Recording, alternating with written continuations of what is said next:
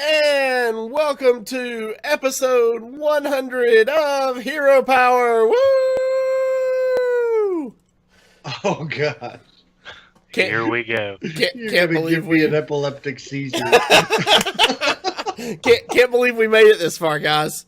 Who would have thought when we started this in October of 2015, we'd still be doing it 100 episodes later? I did, or I wouldn't have done it.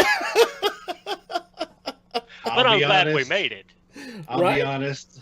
I was trying to give you guys hope, saying if we just make it past episode 20, we'll be good. I did not expect us to make it to 100. Yeah, that's funny because that's what he used to always say. Guys, we won't have officially made it until we get to episode 20. Nobody takes you serious until you get to episode 20. I was trying to make you guys stick out that long. I was like, we'll get about 40, maybe 50 episodes in, and then something will come up. And honestly, and we've talked about this before, off air. If one of us had something go on in their life they couldn't do the show, I know I probably wouldn't continue this show at least without the two of you guys. So I'm really excited that we made it this far, and I really think now we're just gonna keep going until we kill each other. So you vastly underestimated my stubbornness. Yes. And if a stroke/seizure doesn't get me off this show, you're gonna have to drag me out. Yeah. Kicking and screaming. That's true, and we've had a lot of. I know we're going to talk more about our year and whatnot. This is kind of a special episode, guys. We're not going to have we're kind normal of format off the cuff here. But we've all had some big stuff in our life. I had a change in job. I've had some tragedies in my family. Avantes has got a new house, and he's had stuff with his work. And, of course, Versika, for those that have been around since the beginning, they know that you've had some major medical situations that have not only hindered your ability to do the podcast, but to play the game and functionality through life. And to that I say, you're just a trooper to go through the medical situations you've been through and still be able to do 100 episodes and stay in the community the way you have. That's got to be commended. Thank you. I appreciate that. And there's honestly, if I had to pick a podcast out of all the stuff that we've done and all the things that we've thought about doing, honestly, this is the podcast that I would have picked to go as far as we've gone. And honestly, you two, it's been a fun ride with you guys. It doesn't feel like work for me. I can only think of a couple of times that I've ever gone, oh my, I've got to do an episode tonight. But it was always when I wasn't feeling well. It was always when, it was like, do I take the hardcore meds that's going to make me loopy, or do I tough it out? It's, I think one episode I was moving and you had to drive, right? Well, that too. But no, it was like, I think one episode I even did it where we purposely put up a portrait of Thrall because half my face wasn't working. So, I remember that as well. It's been crazy. Yeah. We and a little bit behind the curtain, we kind of played it off that your camera wasn't working, but in truth, you were literally having some physical issues with the seizure and everything that you've had. So it's amazing, and for everybody that's been through this with us, thank you for being part of our community and allowing us to get to 100 episodes and beyond. And I know I kind of cut us off here, but if you're first time listening here, I'm Zeroshio, and Avantes is our main host, and of course Versika is our brains of our operation. And I thank everybody. If we have new listeners checking us out for the first time, thank you, and welcome to the community. Yeah, absolutely. All right. We're glad to have you. Do you guys want to just go ahead and start in with the emails, or do you want to do our points first and end with emails? I think let's knock out the points first because we've got some really good emails. I want to take the time to talk about because you guys are near and dear to all of our hearts, and you guys really knocked us out with the emails this week. So, First of all, way back on July 26th, we got an email from listener Dave K, and he asked us if we knew what our win-loss record was on the show. So we kind of teased that we were going to look into that specifically for this episode, and we did. We put And Math Man on the task. the tallies are in. Versika, why don't you tell them what it is? All right, so total games played. Now, each night we play a best 2 out of 3. So that's what we try to play. There have been nights where we've actually played 5 games. There have been nights where we've won 2 and we've gone ahead and played a 3rd game.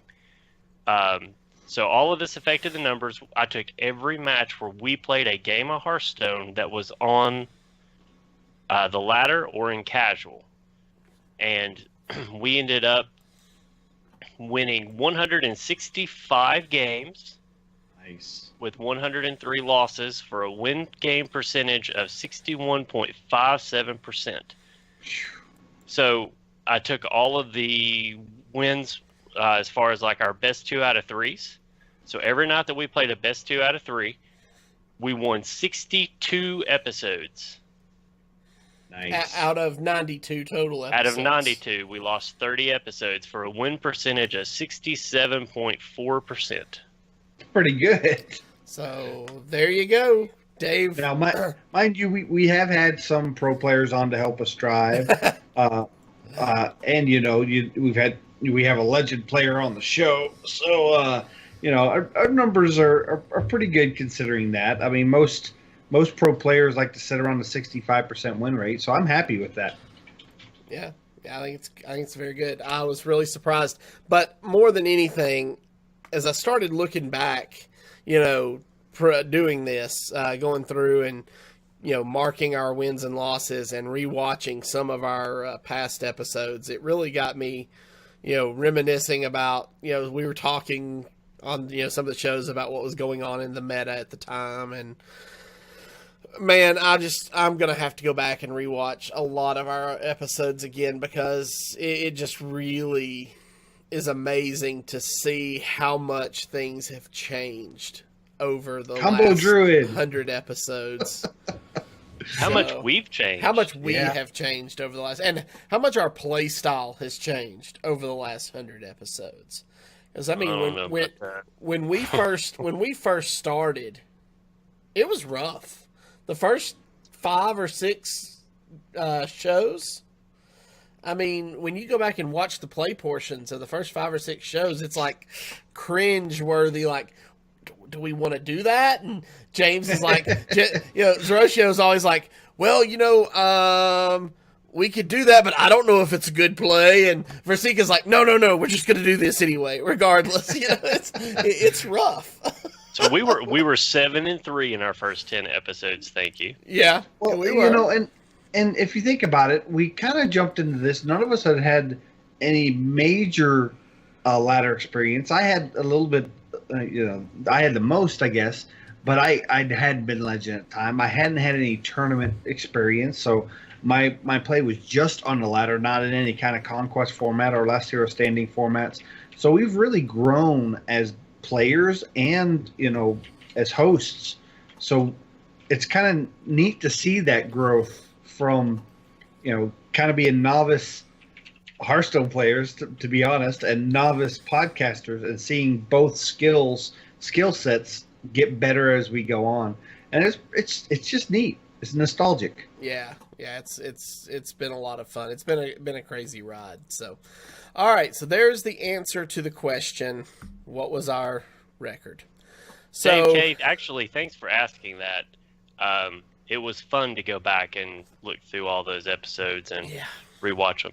yeah, it really was. So, all right, that brings us to our next topic of discussion, and in honor of our 100th episode, maybe Blizzard released the Battle.net app for mobile devices. So Yeah, for us.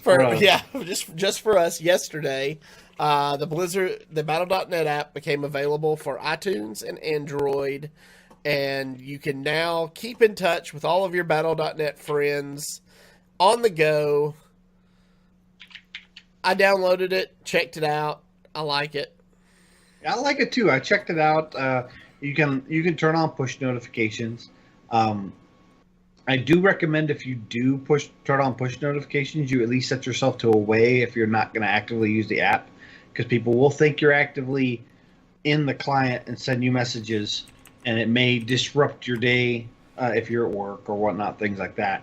But it's pretty neat. It's also nice that somebody can send you a message and you can read it later and not have to wait till you get back to your computer. Yeah, exactly. So if you haven't downloaded it yet, go get it, check it out. All right. Last night we had the TESPA Collegiate Series start back up. New tournament. It actually started Monday. Was it Monday? Okay, I watched it last night. Last night was the second day. Okay, so I watched last night while I was working here around the house, and I tell you what, I enjoyed seeing Cora paired with Ray C for casting. I thought they did a good job working together. I think they did an awesome job. What I really like is they're so comfortable with each other, and they kind of have, what's appealed to our podcast is they have witty banter amongst each other, where she'll make fun of him and he'll play off that. And they make a really good team. I always thought that that's admirable, and TJ was probably the best pairing when it comes to casting, as for comfortability. Mm-hmm. But you kind of mix up Cora and Ray C, and Ray C has a great grasp and knowledge of the game, and is not afraid to call out Cora if she says something that he may not agree with. So it's really neat to kind of have that kind of back and forth. Yeah. And they're doing a great job with TESPA. Now they're going to be rotating in some other casters and pro players as casters, like Dr. Jikaninki. Yep. And a few other. I think he's casting with Cora next week.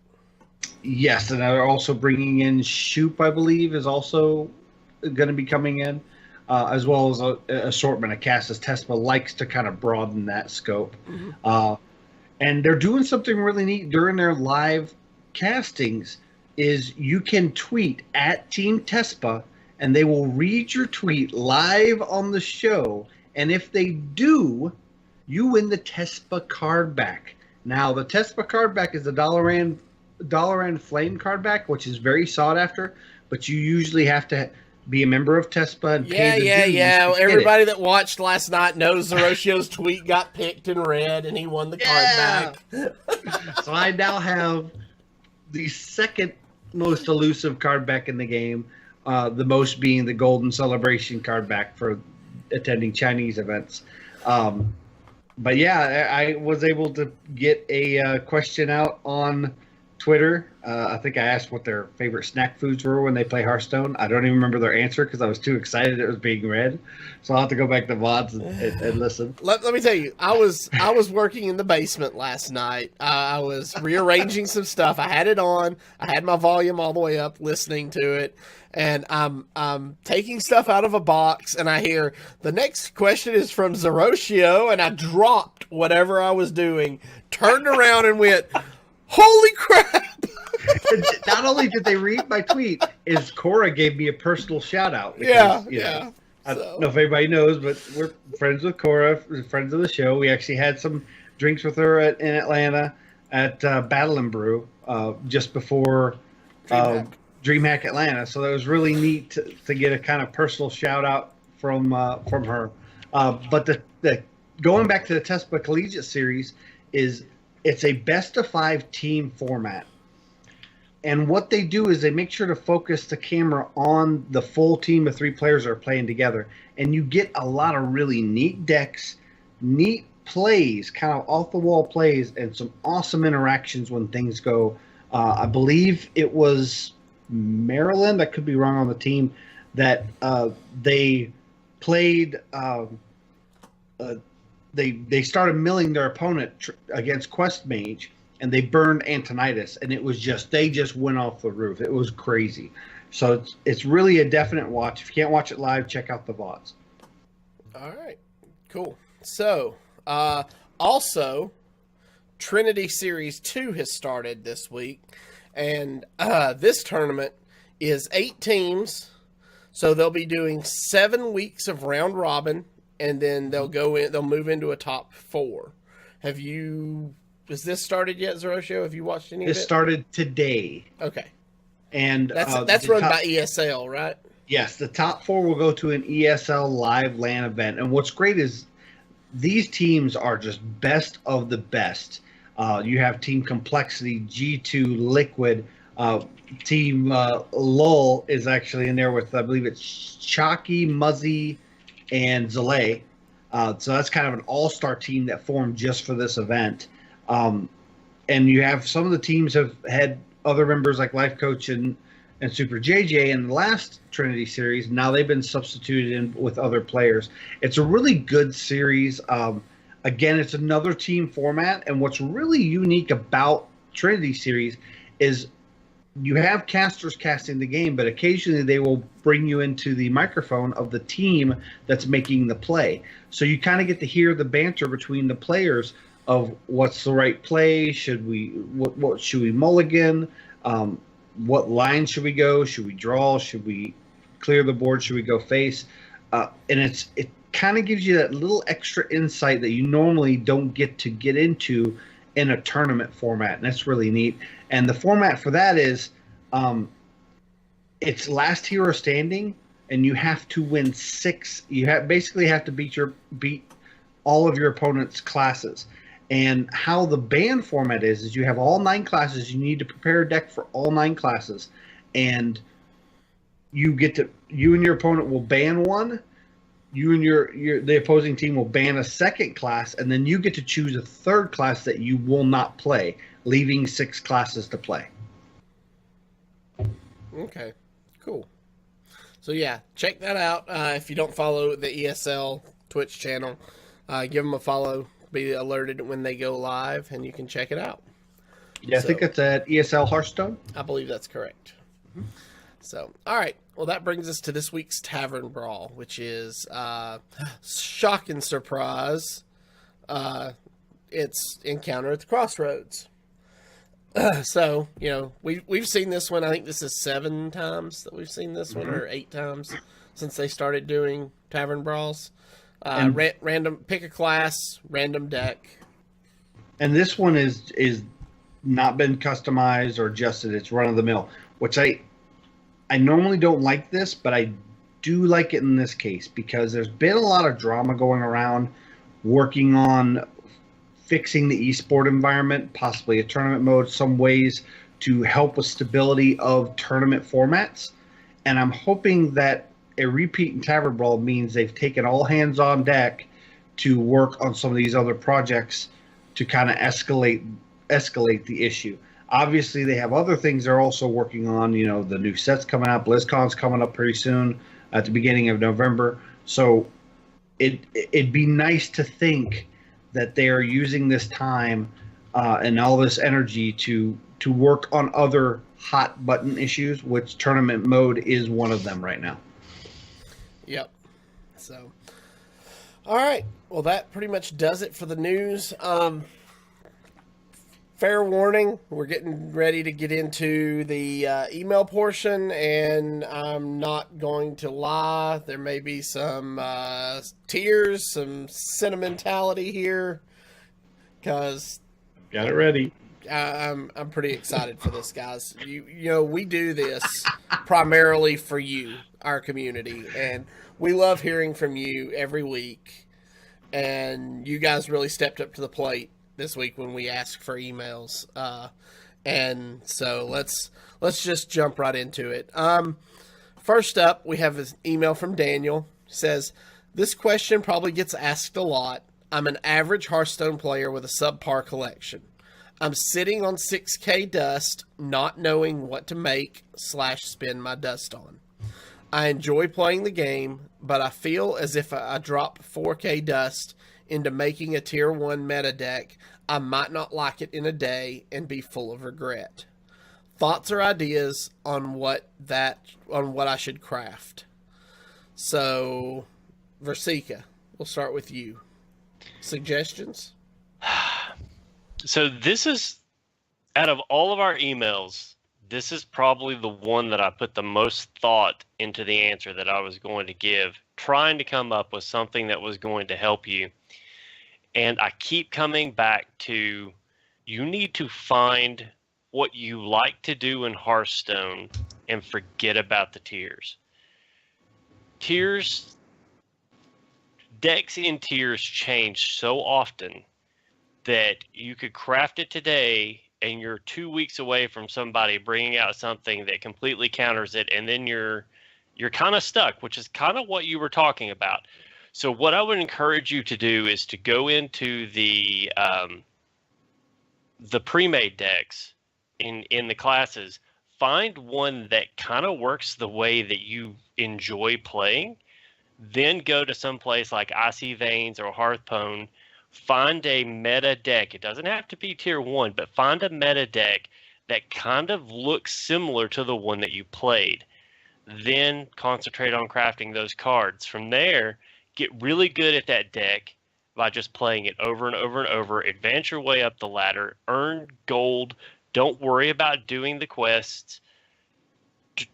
Maximize that 30 gold or 300 gold a day. How is it 100 gold? I don't even know how much it is. 100. I don't max it out anymore. But max out that gold per day. But more than anything, get used to playing that deck. Get into that mindset of that deck. And from there, you can start branching out. Find another deck after that you kind of like. By then, you will have opened up some packs. You concentrate on making sure each week that you do the Tavern Brawl, even if it's frustrating. There have been a lot of Tavern Brawls that I haven't necessarily liked, but well, number one, I'm stubborn. But number two, a free pack is a free pack. So if it takes me 9 games to get a free pack, I'm still coming out ahead by 10 gold. So, it's concentrate on that, and I think you'll be okay. Remember that, next year, well, actually, in March or April, the new standard year will roll over. So most of the stuff that you're crafting from this past year isn't even going to be viable. So, a lot of the stuff that's in Tier 1 right now still include cards from the old gods and Mean Streets of Gadgetzan. So at this point, you're really only about 6 months out from those cards being in Wild.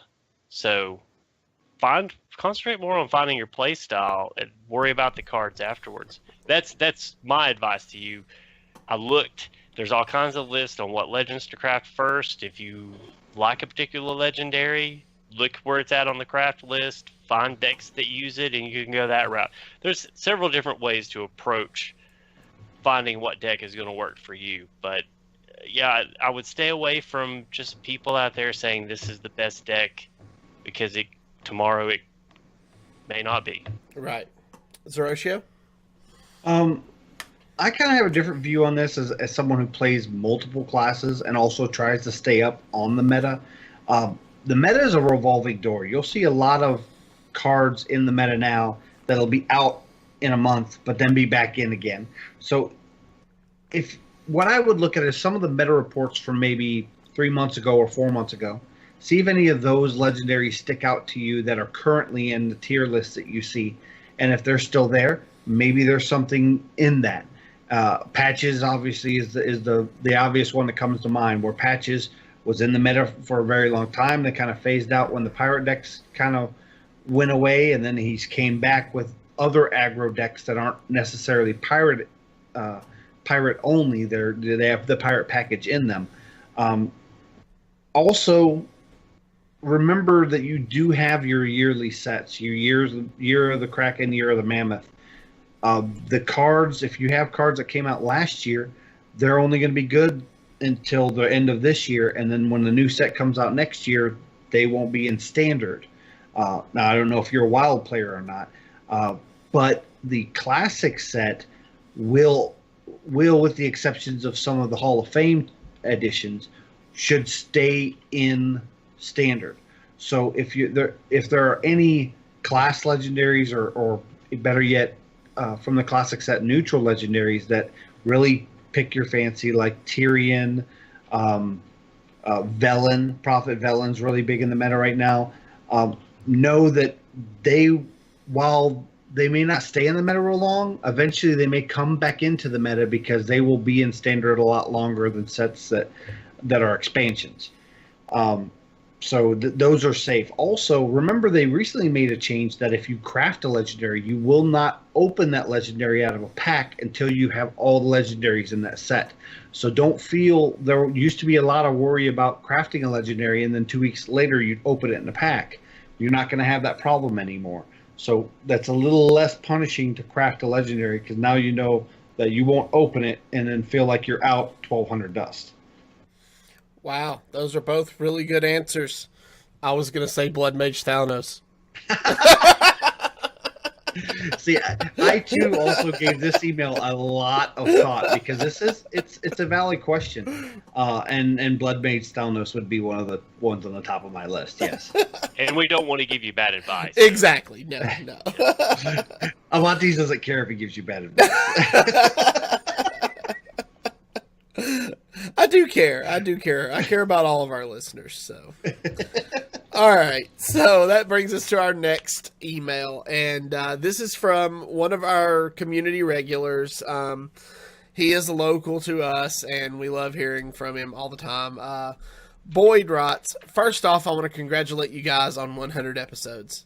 I joined around episode 36, and I can gladly say I've never missed an episode. It's hard to narrow down my favorite moments on the show, but my favorite moments have been hanging out with you guys at Firesides, Prelims, and of course at Green's Tavern. You all always thank us for tuning in, but we all thank you for making great content. Now, cue the Versika head shake montage. Thanks, guys.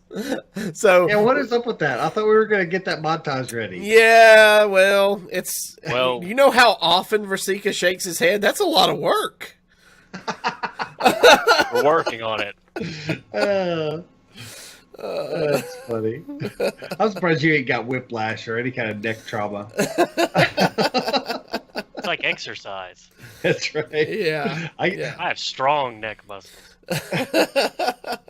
You know, if it's exercise, then I must be your Billy Blank because I am Tyboing you to death. Because I am the reason for a lot of your head shakes. All right. That brings us up to our next email, which is also Wait a minute. Did I just make a Tybo reference on the show? Yes, you did. We're trying to move past We're trying to move Sorry. forward. So our next email comes from Inked, and it says, congrats on 100 episodes, boys. I've learned a lot from you guys since I started tuning in. I still blame Avantes for starting me down this road. I thank Zeroshio for a look into the competitive scene and pushing yourself to be a better player. And of course, Versika, the saltiest alien we all love. In talking to some of the other guys in the Discord, I personally want to say this is a great community to be a part of.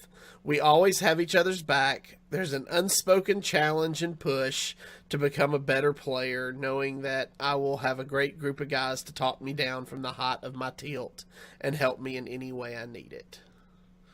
Thank you, Inked. That means a lot. So those of you who don't know, Inked and I met doing a wrestling podcast a while back, and I told him about Hero Power. He checked out Hearthstone, started tuning in, and actually just won our Hero Power Patron Invitational number 3.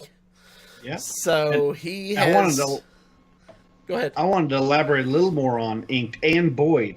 Is while they've been a big member of our local community as well as our Hearthstone patron Discord and our patron community, they've also branched into joining my community that I'm also part of, the Team Hearth League, and THL and SHL, and both have taken pivotal positions in those leagues, both as competitors and content creators and kind of workhorses in the league. So I just love seeing some of our community, our Hero Power community, branch into other communities and kind of mingle those communities together, which is something that we as a podcast wanted to do.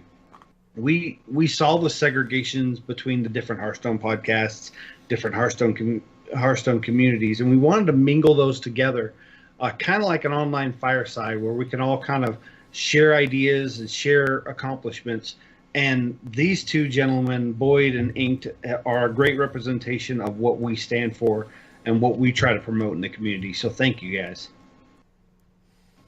Yeah. All right. Our next email comes from Marspad. It says, "Hey, Hero Power. Just wanted to say thanks for all the great content. You guys are always full of information, either about the gameplay to all the culture around the game. From tourneys to celebrities and more, Hero Power has one huge advantage over other podcasts in the community: a Southern accent. Oh, God. Keep the beats coming, and thanks for reminding me to always use my hero power, especially with that DK Priest. Calgary Innkeeper, Mars." He's right about the Southern accent. The Southern drawl sets us apart. I Yeah. remember when we had the comment made about witty banter with the Southern drawl, and we embraced it. But deep down, it kind of got at me, and I was like, we're more than that. And then as we did our episodes, I was like, we're not more than that. We're exactly that, and I'm happy with it.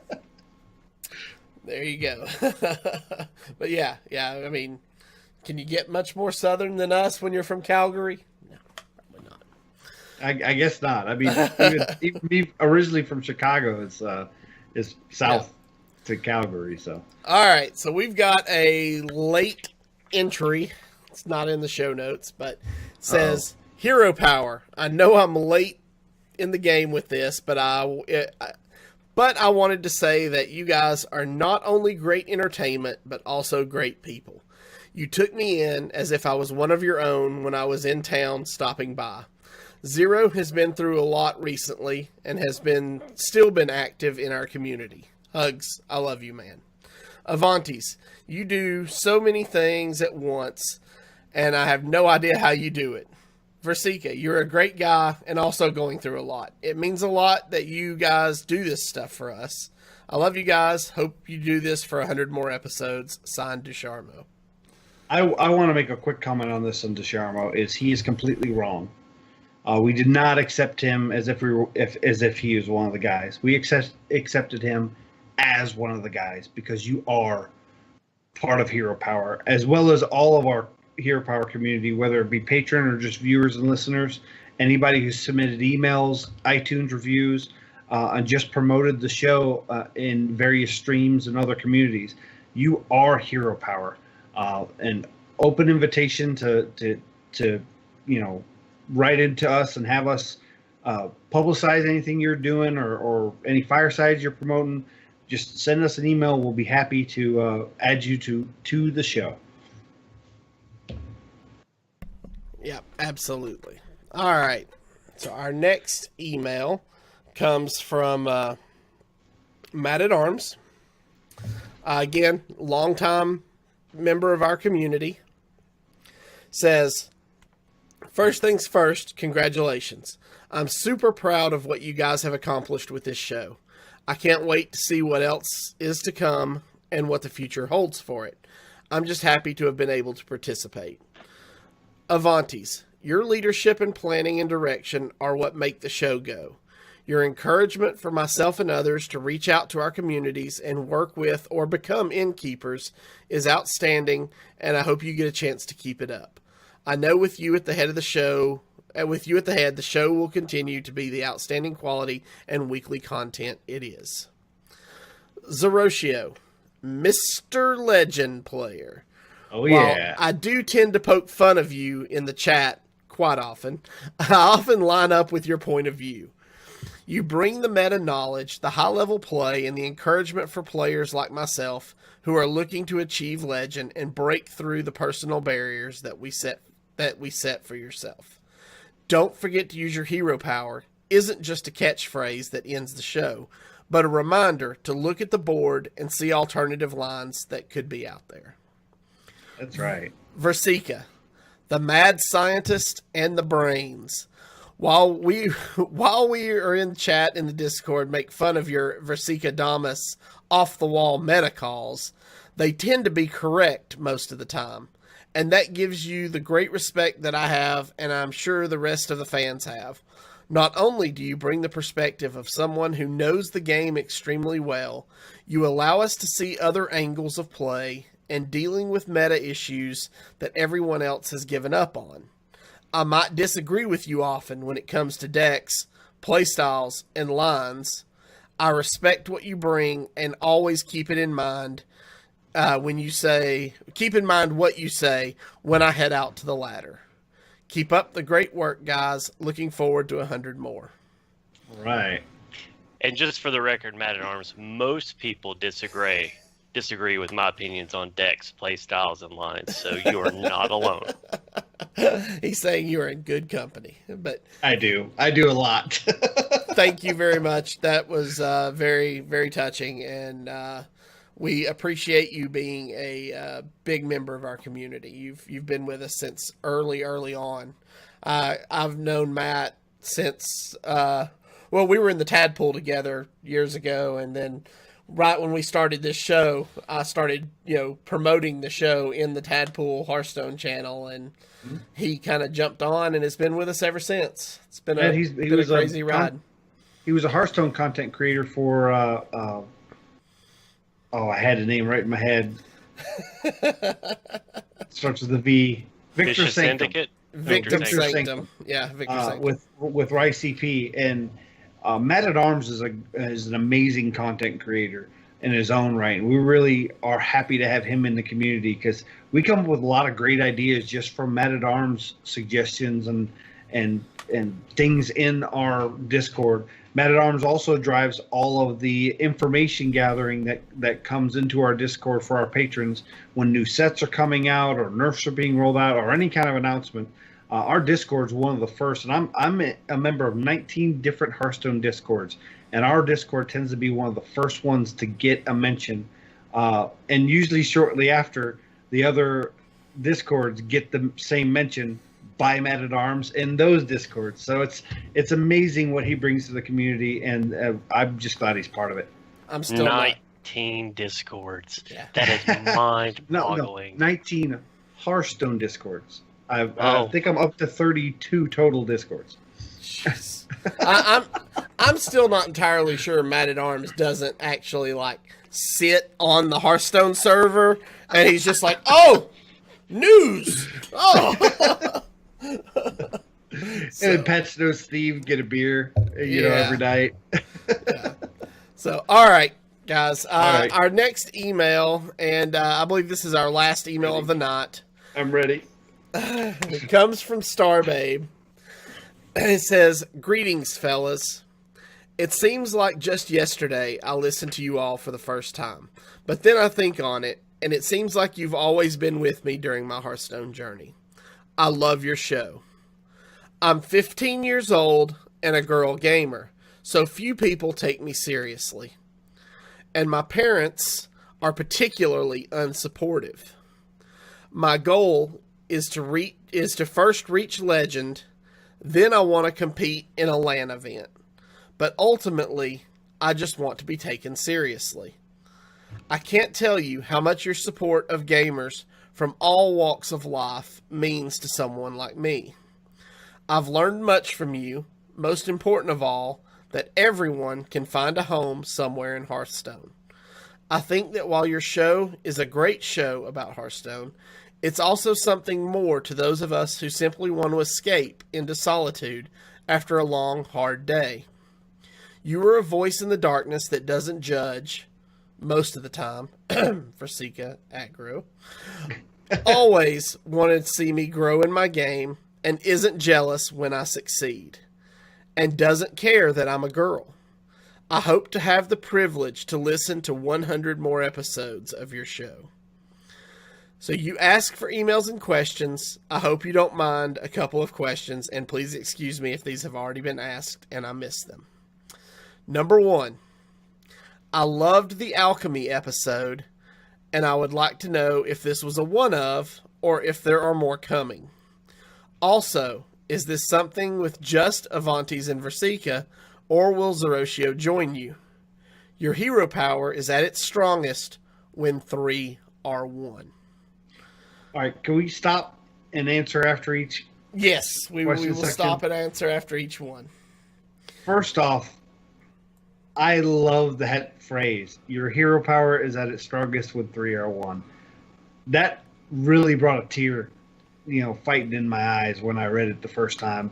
Um, Part of the alchemy episodes is actually not trying to take any kind of credit, but it was a brainchild of myself and Versika in the car one day. We kind of just were shooting around different things we'd like to do and content we were going to do. And he's like, yeah, it's like some kind of alchemy lab. We're making decks. And we were like, let's do an episode. So the alchemy lab was intended to be just myself and Versika with Avanti's doing the production work. And unfortunately, I had a family tragedy where there was a death in my family, and I had to go up for the memorial that weekend. And instead of rescheduling it, Avanti stepped in. We did set that as a patron goal. We're trying to get the time to do more of those. And every time we're on the pre-show, we always talk about doing another one because we come up with great ideas for one. So yes, we plan on doing them again. And we're not really sure on the format if it'll be all 3 of us, 2 of us, or guests. But we are planning on doing more. Okay, Versika, anything you want to add? I want to reiterate what Zeroshio said there. Thank you for saying that, we're our strongest when it's the 3 of us together. We certainly feel that way. And it's not that, it's not that Avanti's didn't want to be part of the original Alchemy Lab. It's just that he is a very, very busy man. So if we can get Avanti's into an Alchemy Lab, we most certainly will. But that's going to be a time constraint issue on his end. Not has nothing to do with his desire or our desire to have him in that content. It's just about how much stuff he has going on. Once again, thank you for that comment. That really meant a lot to all 3 of us. Yeah. All right. So question number 2. There's been much talk on making Legend in Hearthstone, and I know you guys have differing opinions. Versika has often said it's just not worth it. Zeroshio has made it at least twice that I can remember and is very proud of it, and I can't remember if Avanti's has weighed in or not. So, for Avanti's and Versika, is this a time/reward based opinion, or is it just something you don't believe in? If it's a time/reward, what would make the Legend grind worth it? So I'll start. For me, it's definitely a time thing. I have so much going on between Hero Power. I'm doing another podcast right now called the Innkeepers Podcast. I'm organizing Hearthstone events in the Knoxville area, and my son takes karate and has been playing golf for his high school, so it's really mostly a time constraint for me. I probably get to play 3 to 5 games of Hearthstone a day, maybe. So, I probably play about 75 to 80 games a month. And, it's just really a time constraint for me is the main reason I've not really tried to make a hard push for it. Versika? For me, it most definitely is. It's a time versus reward. Constraint is yes, but it's because there's other things that I want to do, and the reward at the end of the Legend grind just isn't enticing enough for me to forego all those other things. I'm a drone pilot. I've got family. I like to play Heroes. I like to play Overwatch. I like to play old StarCraft. I like to play MXM. I like to play the Hand of the Gods. I'm getting into Smite. It's, I eventually want to get into PUBG.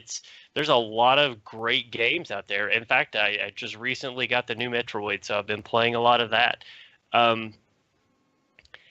So what would get me into it? That's actually a really good question. And I did think on this a little bit, but I think I've pretty much narrowed it down to 2 things. The first would be a hard floor elevator at the end of the season, which means what I'm thinking is, let's say that you reach legend. If you reach legend, you don't drop below 10. That is where you stop. So all the legend players are above 10 when the season starts. That allows players under the rank of 10 to get a good solid start on the season, and allows legend players to get back up into legend where they belong, and so that they can compete for points. I would actually even go as far as to say that the top 100 legend maybe don't even drop out of legend as an incentive for, once you get into legend, getting and competing and staying above rank 100 in legend. But, let's say that you were rank 5, you wouldn't drop below 15. Rank 10, you wouldn't drop below 20. Yeah, that way it segments the players into a relatively smaller pool at the beginning and makes that first week more impactful and I guess a little more short-term goal oriented. When you drop all the way back down to 20 or to 21, and you know that you've got to go all the way up to 1, and sometimes you look at it, you're just like, God, I just don't know if I have it in me this month. The other thing that would entice me to get up there would be a longer season. And this isn't really practical in Hearthstone, but I really like the Heroes of the Storm seasons in the sense that it's more than just a month. I like being able to have that time to, if I've got a weekend that I'm off work and I'm available to really grind in a single month, it may just be one weekend. If that was a 2-month season, I may end up getting 2 strong weekends in there. That may entice me to make a push. As far as rewards go, the Legend card bag just isn't enough for me to put that kind of time in. I don't know, maybe if you had a pack of all Goldens and you were guaranteed 1 Golden Legendary, that might, if I was close, but for the most part, it would probably be those ceilings. Or I would say floors, not really ceilings. Yeah, but, okay. That's cool. Yeah, Inked in chat actually just said that too. He's like, well, what if you were, guaranteed a legendary out of your chest at the end of the month for hitting legend? It would definitely have to be golden legendary before I'd even consider that a reward, putting that kind of time in. Gotcha. Okay. Cool. Well, there you go. There's our answers for that. Question number 3 is directed at Zeroshio. Says, Zeroshio has said before that he sometimes gets anxiety while playing. What kind of anxiety does he deal with? I have anxiety, and sometimes it affects my play. I would love to know how he copes with his. Well, that is a really good question, Starbabe, and I'm actually working on some content creation with some other individuals to kind of talk about this in more depth. But kind of a quick answer is I have a social anxiety. It also stems from an eagerness to please other people. And I don't cope with failure well. Even if it's not failure and it just feels like failure to me, it affects my anxiety quite a bit.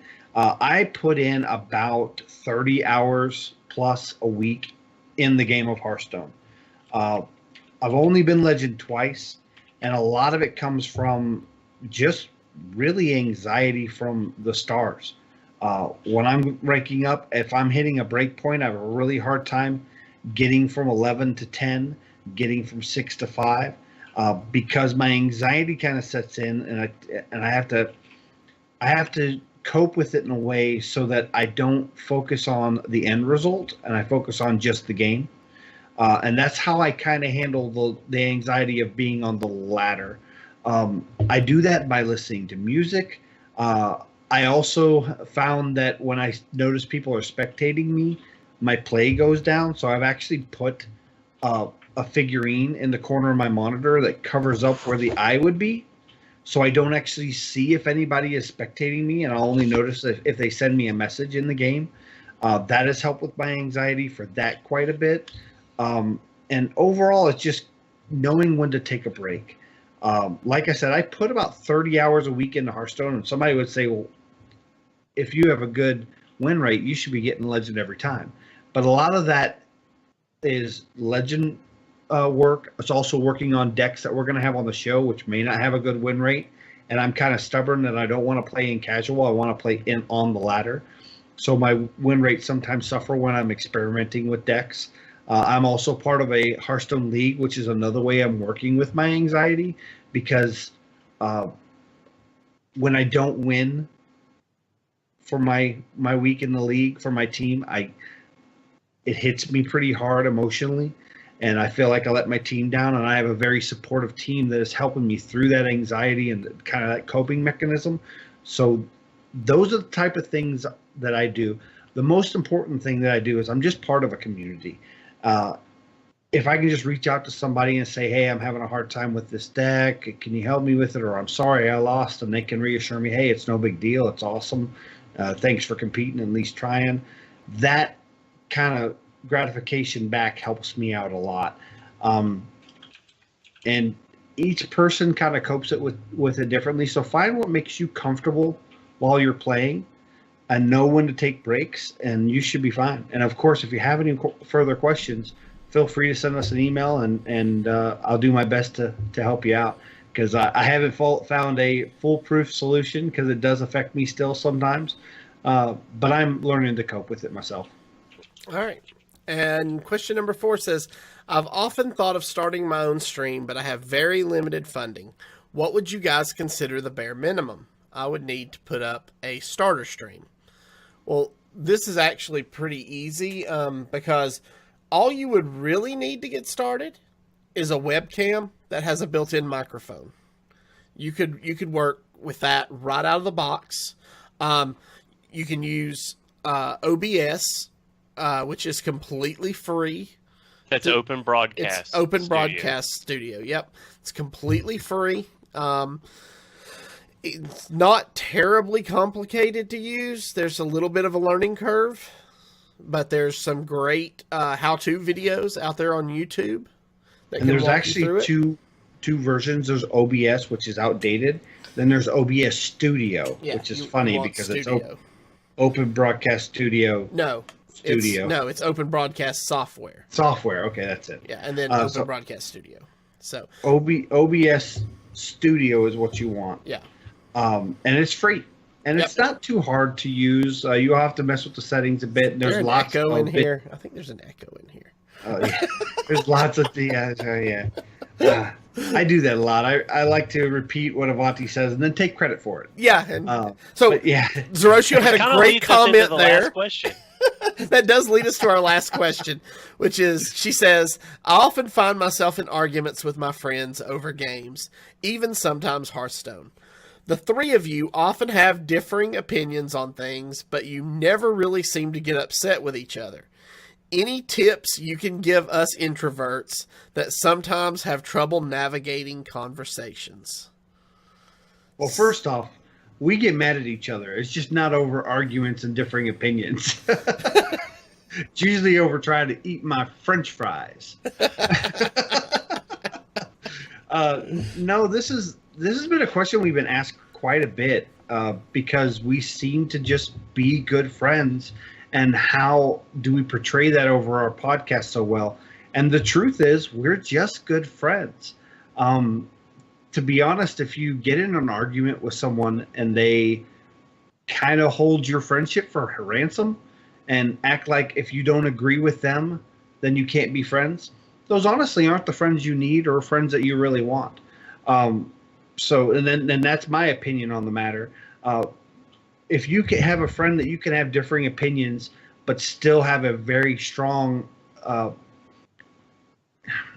care and love for them as a friend, but not worry about what their opinion on a matter is, especially about something as trivial as a game, those are the type of friends you need to have. Is you need to have friends that can embrace your differences.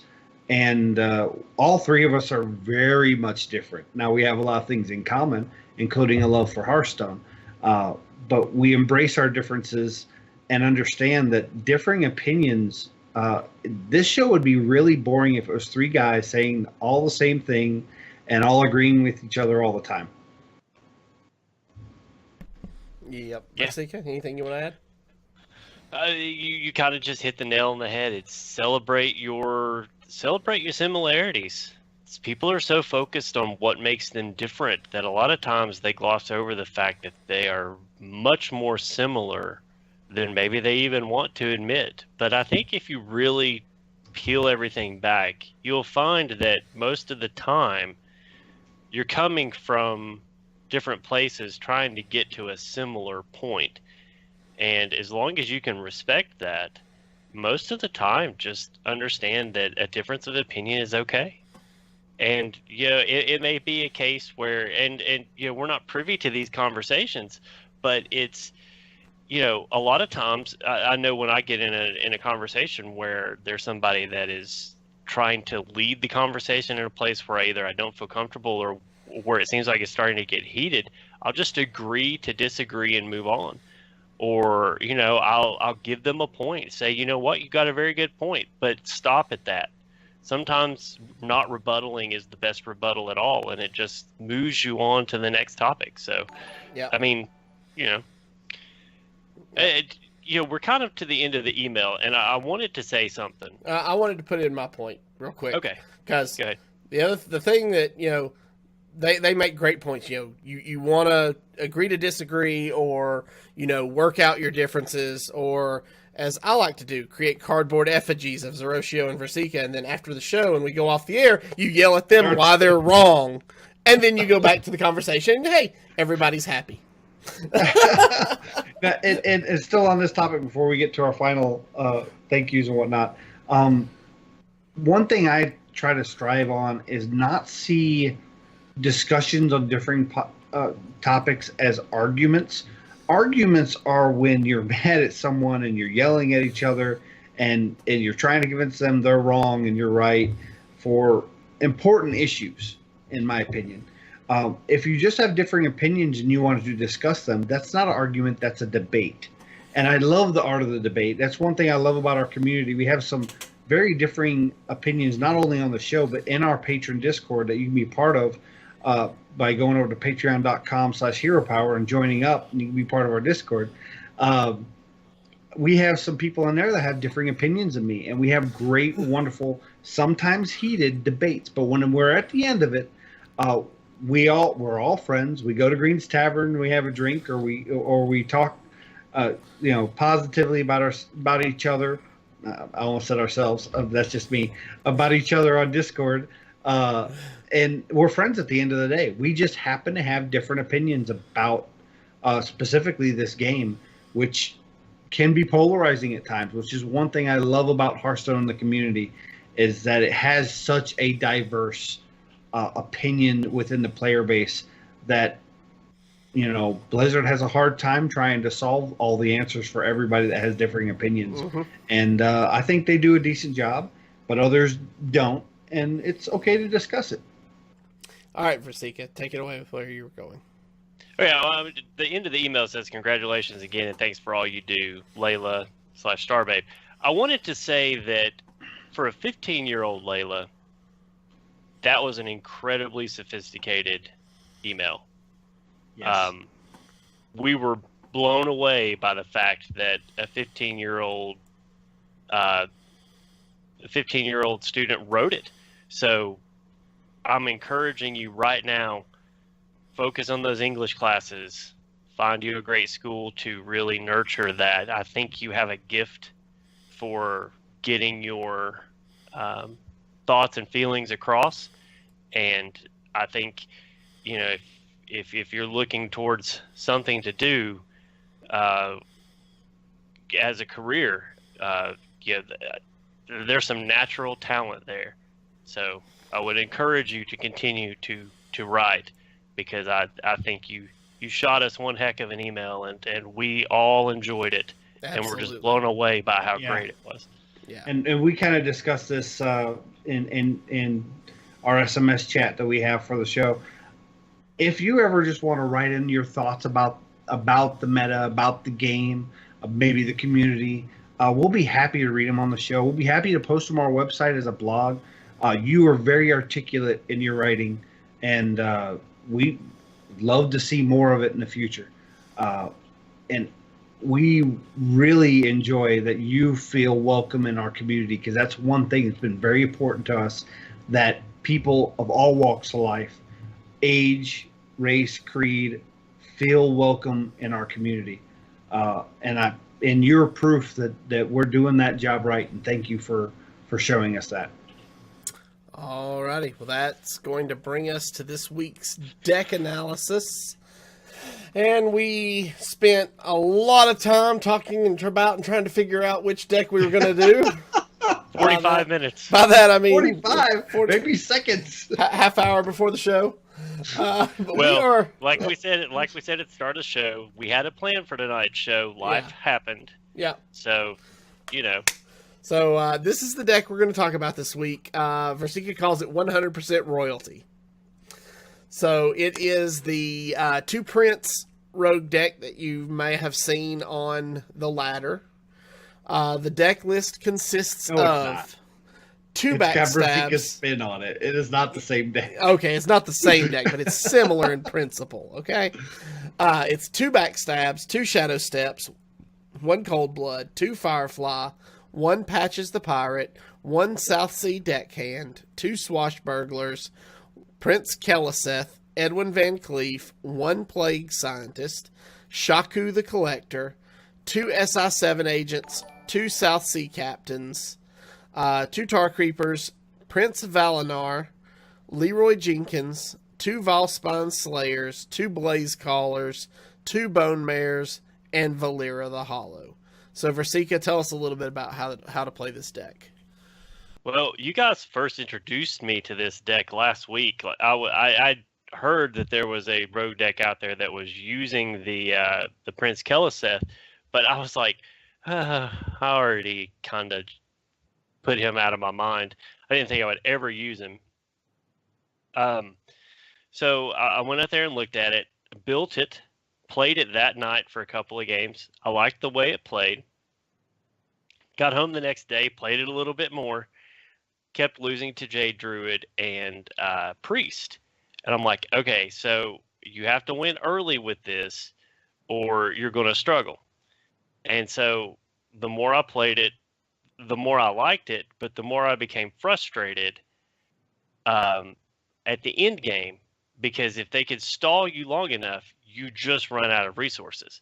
So that's why I took out a South Sea Deckhand and I put in Valera. So one of the old combos, if you're fairly new to Hearthstone, before they nerfed Leroy Jenkins, was to Leroy Jenkins, Shadow Step, Leroy Jenkins, Shadow Step, Leroy Jenkins. So what this deck does is, because you can't Shadow Step Leroy Jenkins twice in one turn, Valera allows you to Shadow Step Leroy Jenkins twice over 2 turns, allowing you a Shadow Step to use earlier in the game in conjunction with Prince Keleseth. If you can get Keleseth out early, Shadow Step him, put him back out, it really does a lot to help your overall minions throughout the game. But if you draw him midway through, Shadow Step into Prince Keleseth isn't as impactful. So then you kind of got to wait for Leroy to come along and hope that you draw Shadow Step and Leroy together. Valera just kind of helps with that. It also buys you a turn. So a lot of decks, they're looking to finish you off early. If you play a little more defensive with this deck, Valera will give you a turn to set up a double Leroy.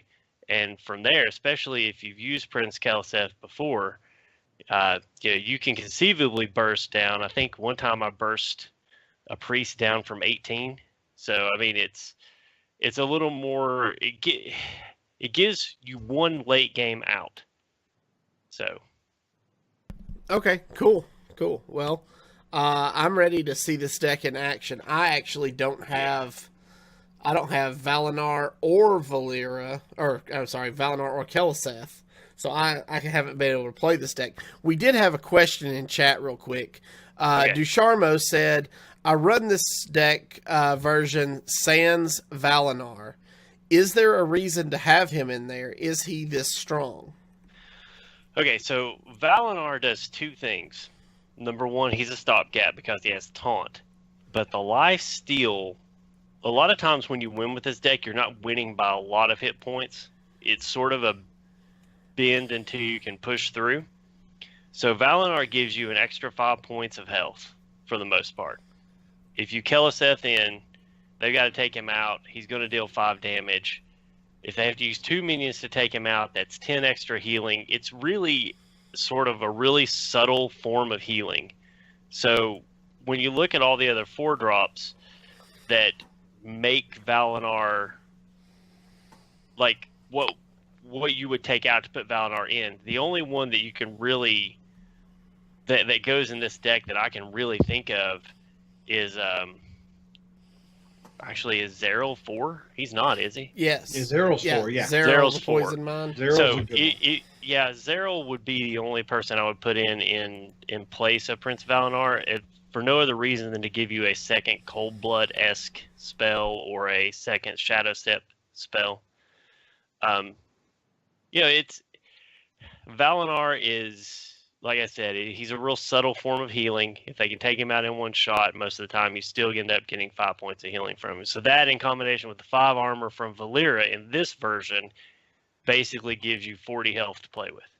Yeah, and kind of piggyback on that, I also run this deck without Valinor, and a lot of people put in Naga Corsair. I personally did put in Zeril, and I've seen great response from it, mainly because I can throw Zeril on the board with other minions, and Zeril is usually, and I'm not sure why, gets targeted before, because it's like they don't want him on the board with his effect, even though it's a death rattle. So killing it's what you want them to do. He's kind of got like a soft taunt on him, which is pretty good for a 4-attack minion. Yeah. All right, guys. Let's get over and give this deck a try.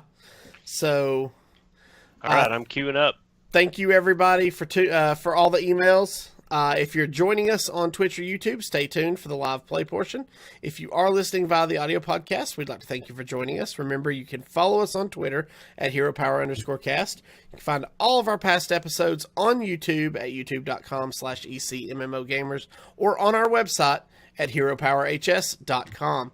If you enjoy the show, you'd like to support and improve it, you can do that by joining our Patreon at patreon.com/HeroPower.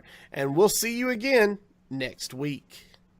And don't forget to use your hero power 100 times. Just call us Anduin. That's right. Yeah. All right.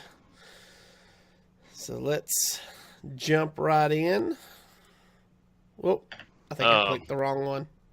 So chances are at 13, I am probably playing a mirror match, which is the worst matchup for this deck.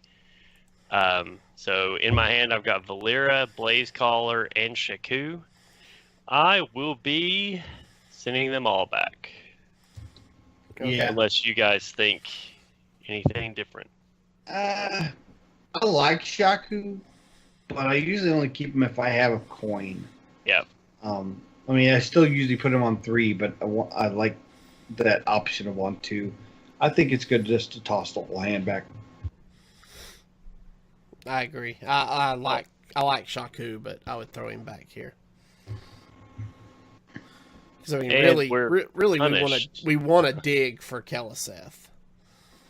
All right, so we have nothing to play on Let's the first top it. turn because we have Backstab, Bone Mare, Cold Blood, and Blazecaller. So we're going to pass this turn. Not that we have a different choice. And Mr. Mudd decides to use the coin and right into Keleseth. So he And got Shadow his Step. first. Yep. He got the nuts.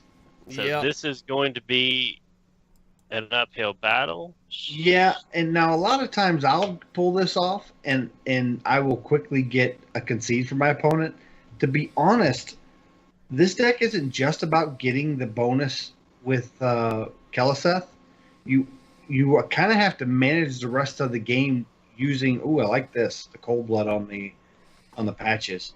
Kind of have to manage the rest of the game using your removal and kind of get that tempo. So we could still win this.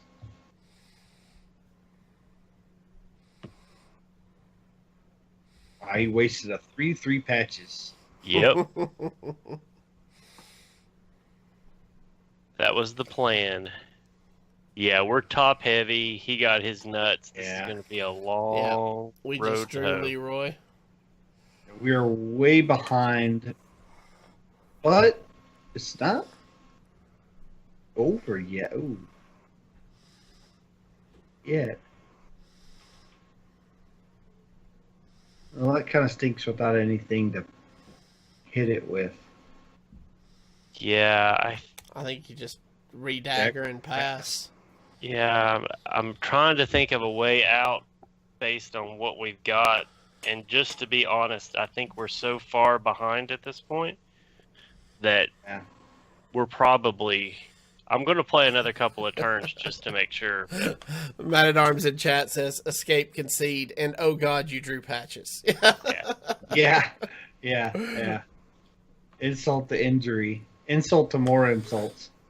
Well, now we have, Shaku into Plague Scientist to clear the 5/7. Yeah. Well, if we draw something to combo the Scientist with. Yeah, that's true. Here's to hoping it hits the Tar Creeper. I like to see a backstab. Valspine. That's bad. That's not good. Yeah, this is a bad. We've lost. You could. I don't like any options here. There are no options. We don't really have a great option. Leroy, Shaku to clear the 8/7, and Shaku first. Yeah, that's game.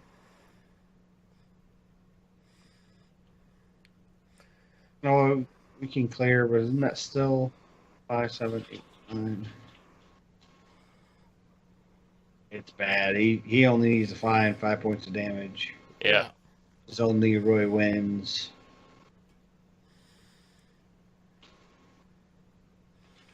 That should pretty much do it because there's no way to clear all of this. Nope. I mean, we can assassin and Deval Swine Slayer, but oh wow.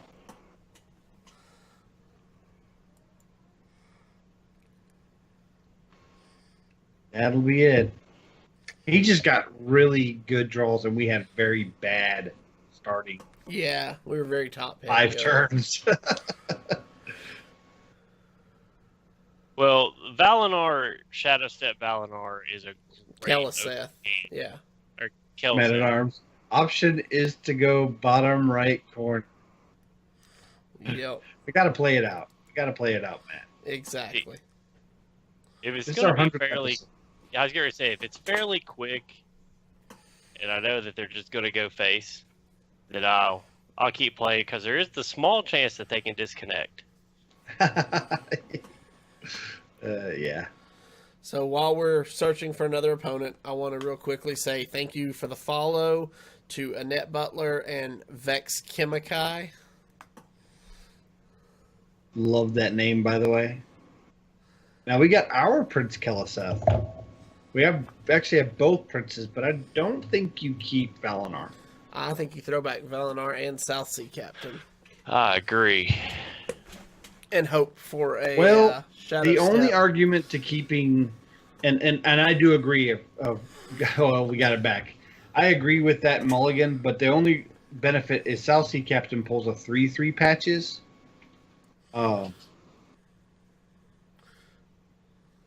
don't know if I would have put out the South Sea turn 1. I'll show you why here in a second. Oh, because of the cold blood? Because of this. Oh, no. I was expecting a Maelstrom portal. I wanted him to go ahead and Maelstrom portal so he couldn't Wrath of Air into mine. Well, he is overloaded now, so... Do you want to play Keliseth now with no way to bounce it? Yeah. Yeah, I mean, just the +1/+1 is enough, to be honest. I want him to clear the board here. That's what he is going to do.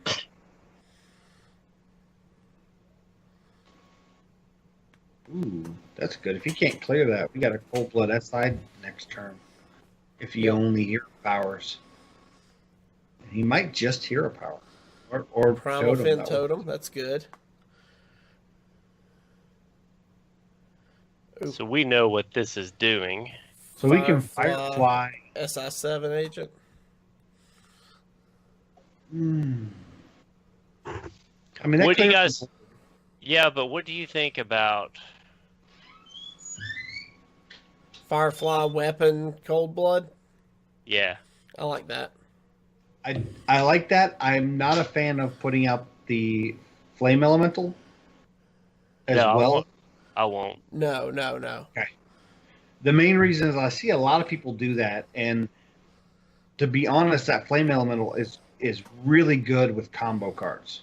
Well, it's the only thing. It's the only way besides Tar Creeper to Ooh. activate your Blaze Caller. Are you going face? Oh, I'm clearing the Primal Fin so that okay. I can. If keep you were in going to clear the primal shenanigans. fin, yeah. See, to me, that's a waste of a cold blood because we played right into Jade Lightning. But it's all right because now we're gonna have a 4/4 SI7 agent and hit him in Yep. the face for 3 with our weapon, and then re-dagger. Yeah, with Bone Mare, I won't Blaze Caller on 7. Okay. You So I won't, feel or- like we could activate here. I don't want to not put anything down. Because Yeah. we're going to lose momentum. Right. I don't want to put a naked SI7 agent on the board, True. but I'm not opposed to it either. I like Flame Elemental into SI on the 2/2 and then just going face. Yeah. I would probably hold the dagger, though. So Ducharmo in chat says, "How did this deck come out of nowhere? What was holding it back?" Carrie and Mad at Arms both say other aggro decks. Yeah. Yes. Pirate Warrior specifically. Yeah. Now, there is a new version of Pirate Warrior that gets rid of the 2-drops with Axe being a 3-drop and uses Keleseth, and it challenges this deck well. But other than that, that's pretty much it. And aggro Druid also, and it slowed down significantly.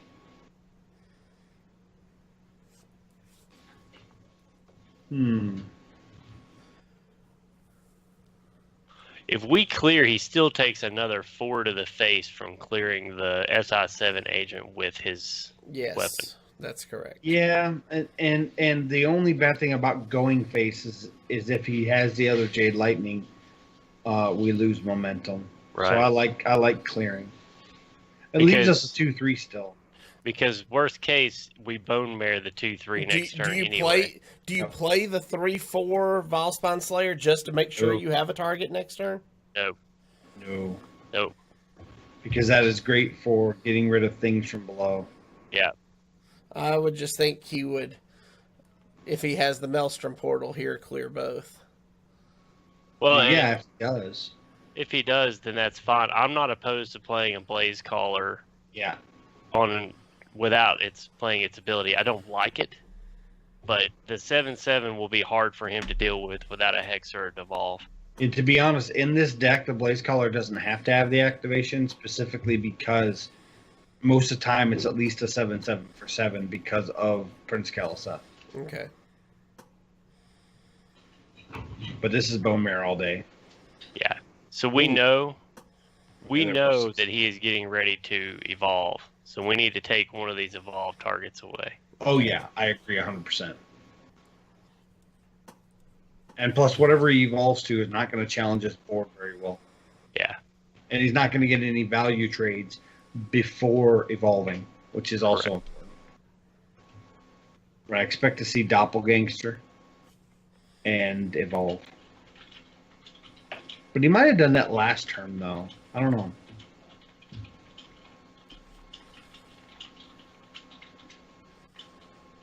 I think if he had it, he would have already done it. Well, how long can this go on? Well, until the rope's burning, definitely. Answer our question. That's funny because that's what Maryland was asking during their TESPA match last night. They were holding up a sign that said, "How long can this go on?" That was after they burned their opponent's Antonitis. Antonitis. Yeah, that was really good. There's little time.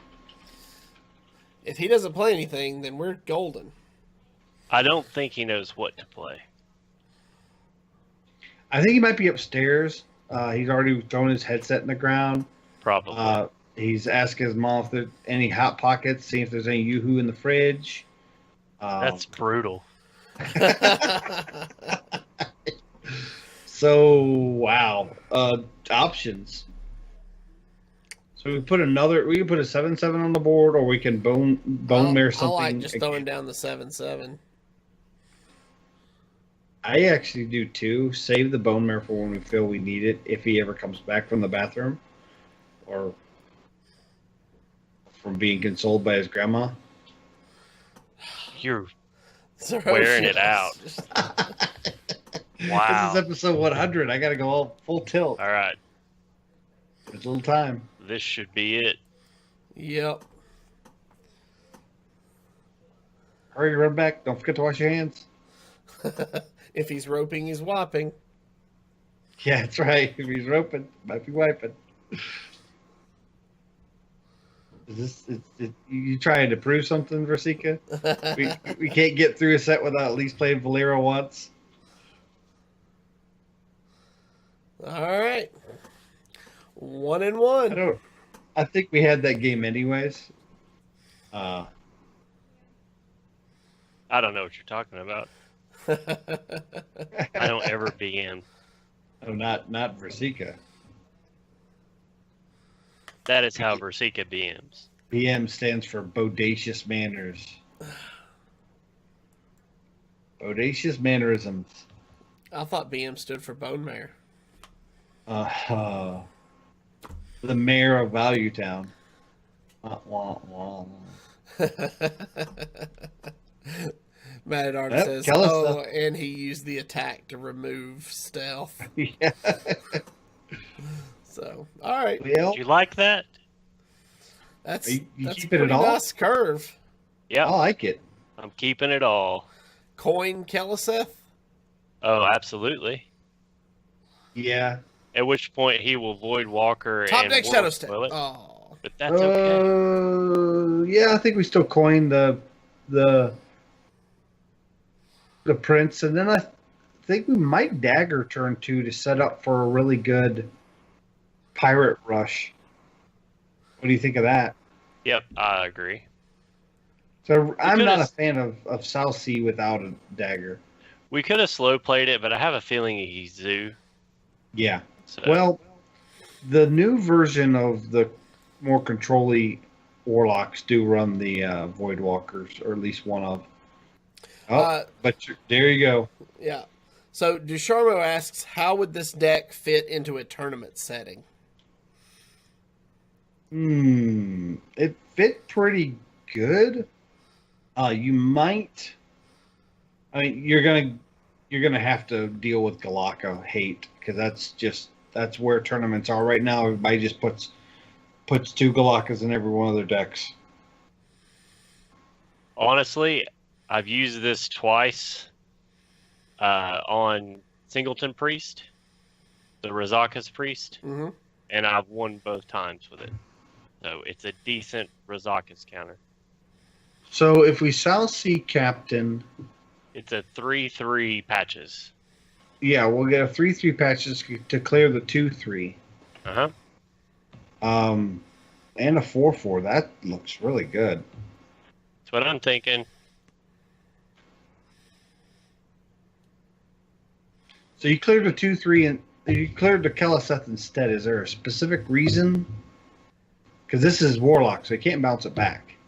Well, so the reason I killed Kelliseth instead was just because I don't like Kelliseth on the other side of the board, and it was not impactful on how he was going to deal with patches because both of them had 2 attack. So it was just a matter of choice. Okay. I wanted Kelliseth to die. Because most of your bounces, except for the Ancient Brewmaster, are 2 mana. So Yeah.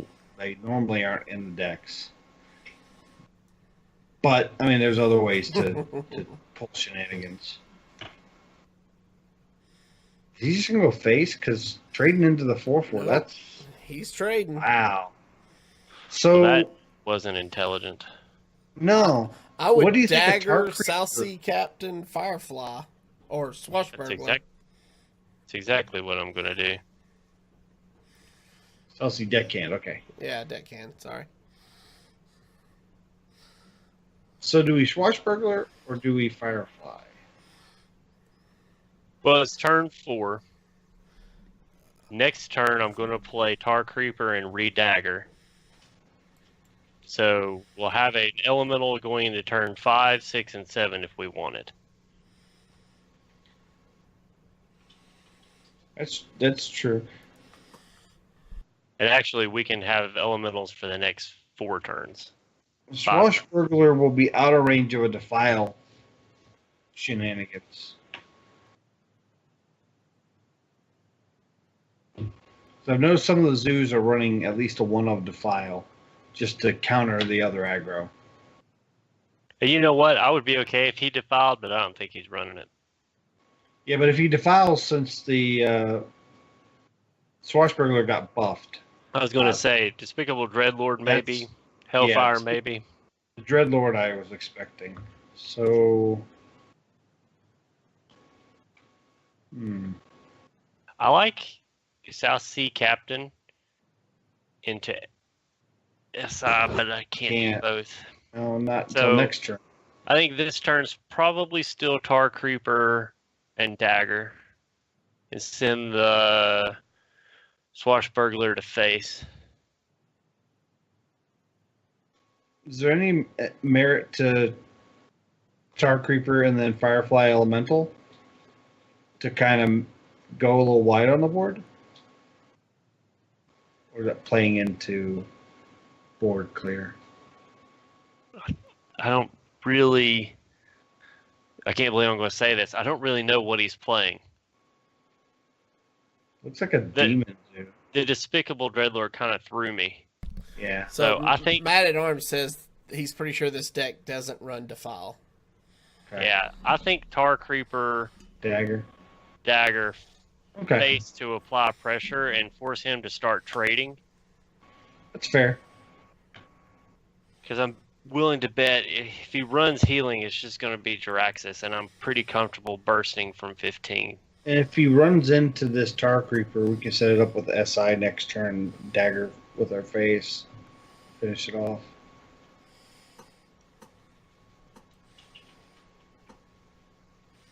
That just helps. Yeah. Ooh.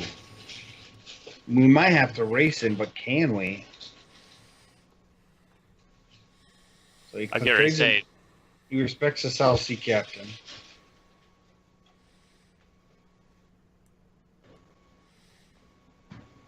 So what about Possessed Villager, SI7 Agent, Shadow Step, SI7 Shadow agent. Step, SI7 Agent? what are we and- hitting? Despicable, Yeah. No, the Dreadlord. Yeah. and then finish it off with our face. Yeah, Or we hit it twice with the SI7 agent. it's still only 4 damage. Oh, you're talking. Wait. Well, you said the Despicable Dreadlord, which is just at No, 3 health. Zorocho said Despicable No, you, Dreadlord. Oh. you said Did I? Dreadlord. Okay, Yeah. I'm talking. You meant Doomguard. Doomguard. I knew what you meant. Oh, okay, gotcha. Yeah. I mean, we could take out the Despicable Dreadlord. He still has to clear the SI7 The agent. thing is, if we use a possessed villager, it's just gonna die to the Despicable Dreadlord anyways. Yeah.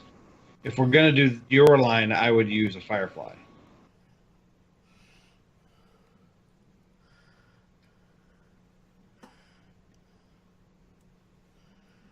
We'll do it this way. Pop a 2/3 Firefly down. Challenge. Because we have to remember that from here on out, we need to be thinking we could draw a Blaze Caller. Right. Exactly. Yeah. So we need to be sure that we're playing an elemental every turn. Yeah, because we could draw him next turn, and that's turn 7. And his trades are kind of awkward here. Going to leave at least a 1/1 up, no matter which way he slices it. It's good to see Zoo able to come out. Zoo's another deck that came out of the woodwork with the nerfs recently. He went wide. Going very wide, which Rogue doesn't do very well against. It would be nice if we drew into a Vol spine.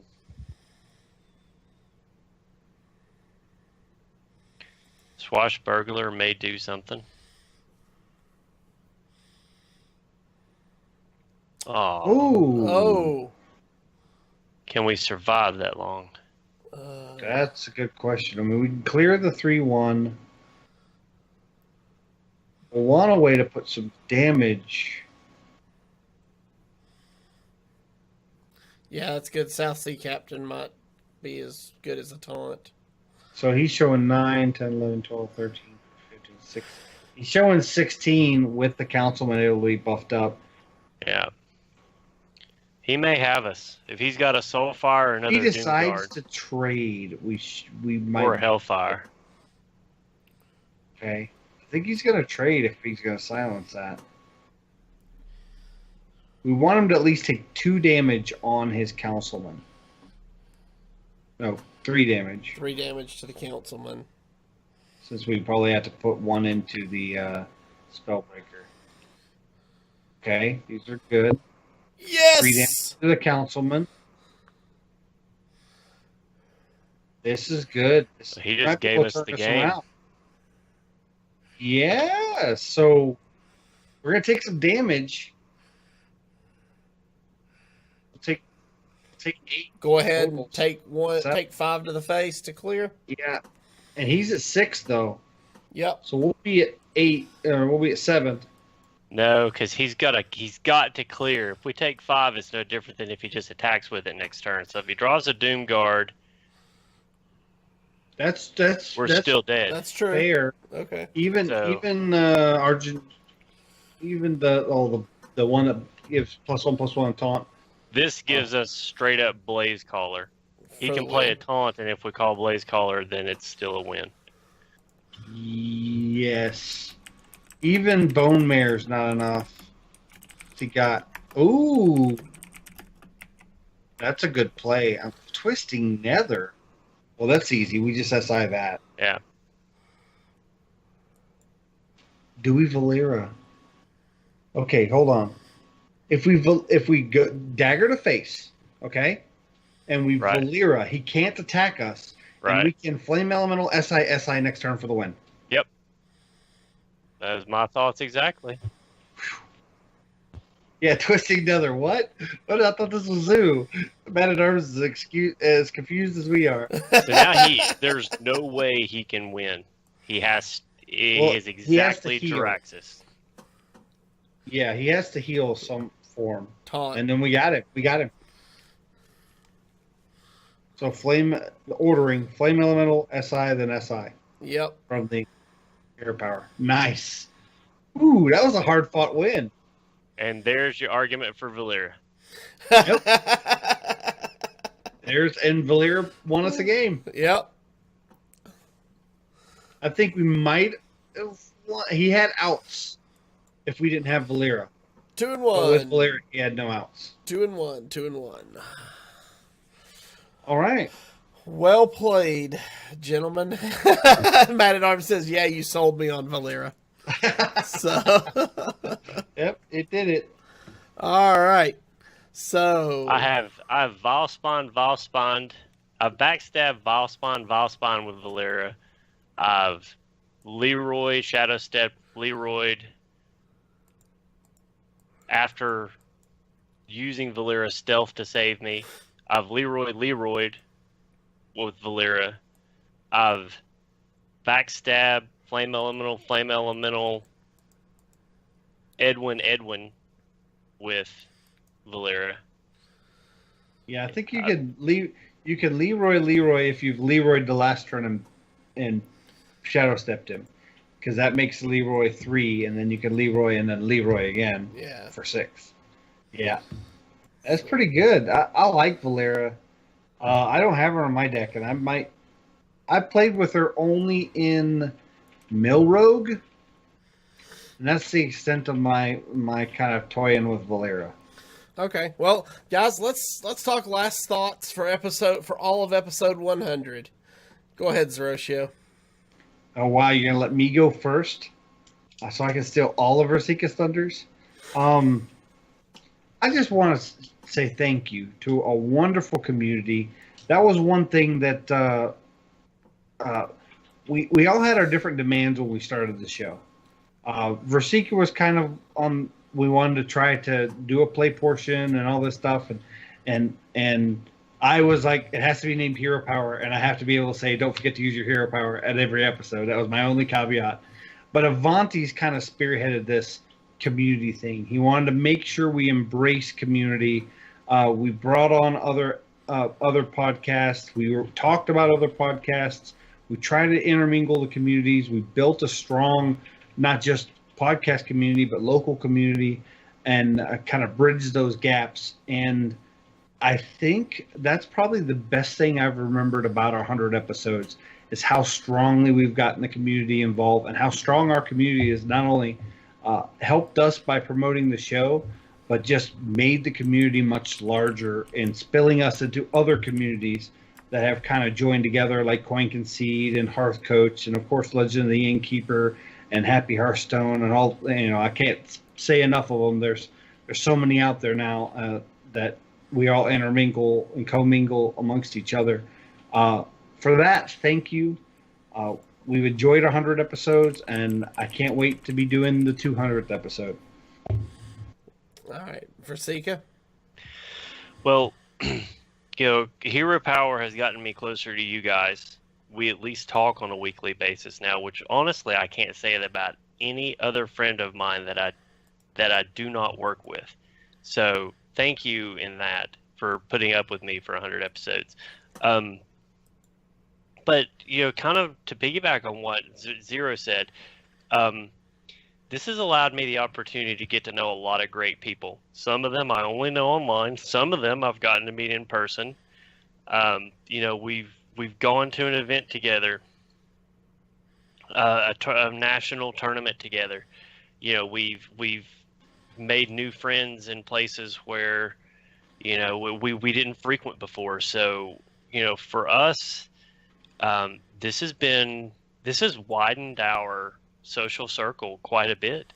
Mm-hmm. And that was an unexpected advantage to really having this podcast. And I want to thank all those people who've invited us in and welcomed us, from the crew in Atlanta, the Atlanta Hearthstone group, to all the other podcasts, and to the pros who have been nice enough to come on to the show and give us their knowledge. And for our listeners who, when one of us had to be out, we put out the call and said, hey, we need a guest spot, and they're like, hey, I'll do it, and step up to the plate. It's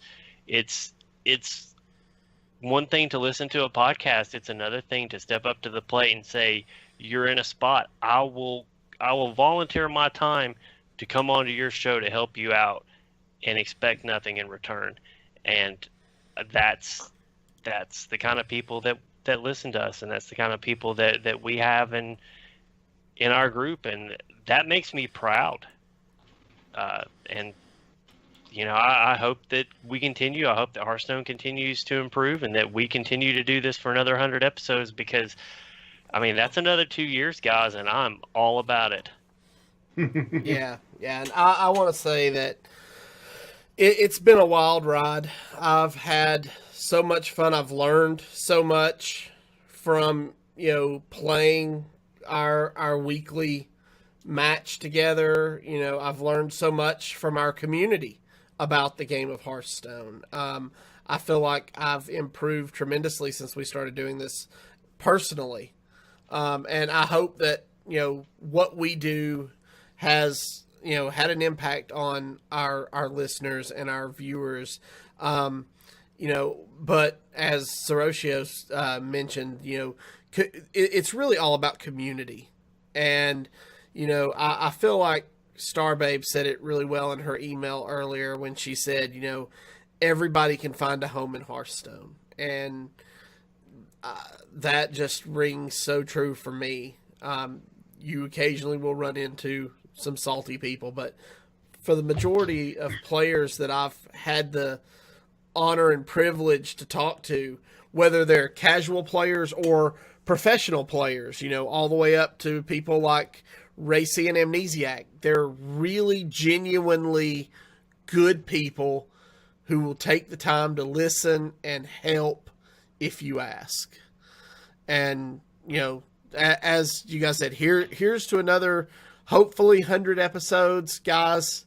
Thank you so much for tuning in week after week.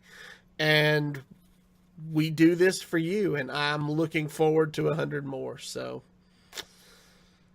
all right. Yeah. Well, with all that said, if you guys have any questions about anything related to the show, Hearthstone, the deck we played, you just want to tell us your feelings, feel free to send us an email at heropowerpodcast@gmail.com. Do us a favor. Hit that subscribe button below on YouTube if you've not done so already. Give us a follow on Twitch to be alerted when we go live. And for more details about the show, you can check out patreon.com/heropower. I love you guys. Until next week. Good gaming.